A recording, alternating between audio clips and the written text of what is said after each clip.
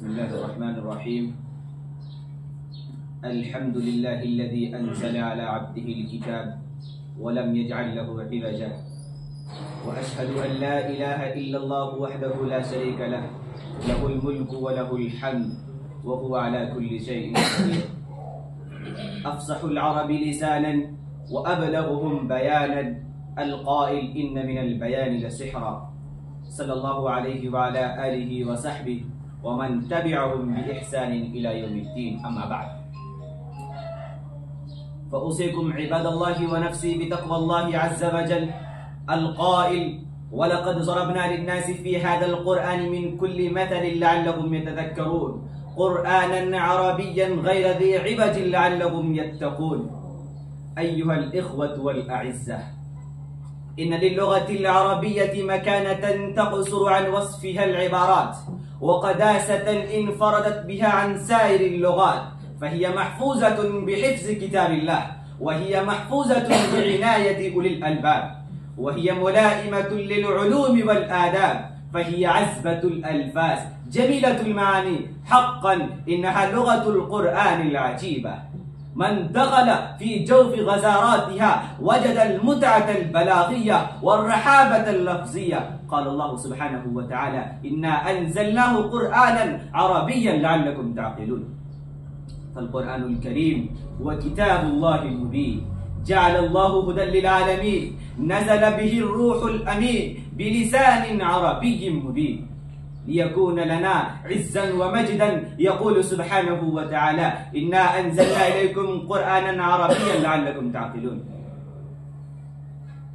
تحدى الله به الفصحاء وأفحم به البلغاء، وأثنى به على العلماء، زمن له الغلبة والبقاء، ولمن عمل به الفوز والفلاح والارتقاء. أنزله الله باللسان العربي المبين، وامتن به على الناس أجمعين.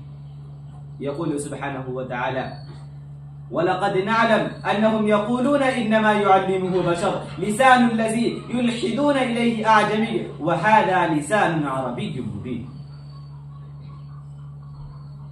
إن اللغة العربية شعار الإسلام، ولغة القرآن اختارها الله تبارك وتعالى وعاء لشريعته، ولغة لأفضل رسله، فالعناية بها من أفضل القربات، والاهتمام بها من أولى الأولويات، لتعلقها بكتاب الله وسنة رسول الله صلى الله عليه وسلم. وقد نص العلماء على أن الاشتغال بعلومها يحصل بها الأجر العظيم والثواب الجزيل، لما يترتب على معرفتها من المقاصد الشرعية. قال عمر بن الخطاب رضي الله تعالى عنه: تعلموا العربية. أيها الإخوة، إن اللغة العربية دعامة من دعائم وجود المجتمع، وقد حافظ المسلمون على اللغة العربية، وبذلوا في سبيلها الغالية والنفيسة خدمة لكتاب الله تعالى وتعلقا بالدين، فكان منهم من صرف همته إلى النحو والصرف والبلاغة، وكان منهم من اعتنى بالشعر رواية ودراية. ذكر القرطبي في تفسيره أن ابن عباس قال: إذا سألتموني عن غريب القرآن فالتمسوا في الشعر، فإن الشعر ديوان العرب. ومن أعظم هؤلاء الذين حافظوا على هذه اللغة أولئك الذين أنفقوا أعمارهم في خدمة كتاب الله حفظا وتفسيرا وإعرابا، ونقلوا لنا القرآن الكريم بكل روايته وبكل قراءته، وزبطوا قواعد اللغة وكتبوها في مؤلفات عظيمة. أفلا يجدر بنا أن نتأسى بهم ونحافظ على لغتنا ونتعلمها نحن وأبناؤنا، ونغرس في نفوسهم حب لغتهم والإعزار بها. أيها الإخوة البررة، إن اللغة هي الهوية الناطقة المعبرة عن الشعب الذي يحملها، ولذا قيل: اللسان العربي شعار الإسلام. واللغات من أعظم شعائر الأمم التي يتميزون بها، وإن الواجب على الجميع أن يحرصوا على إعلاء شأن اللغة العربية بالحديث بها فيما بينهم دائما، وخاصة في المحاور العالمية ومجالس المناقشات ذات الشأن والإعلان. وهو صاحب الدور المهم، وكذلك المؤسسات العالمية والتعليمية عليها أن تحافظ على لساننا العربي المبين الذي نزل به كتابنا الحكيم حاملا رسالة العلم للناس كافة.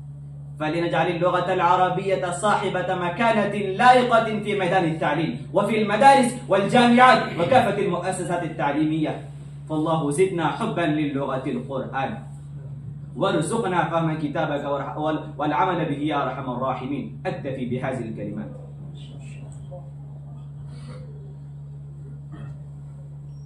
ما شاء الله، بارك الله فيكم وزادك الله علما وفضلا.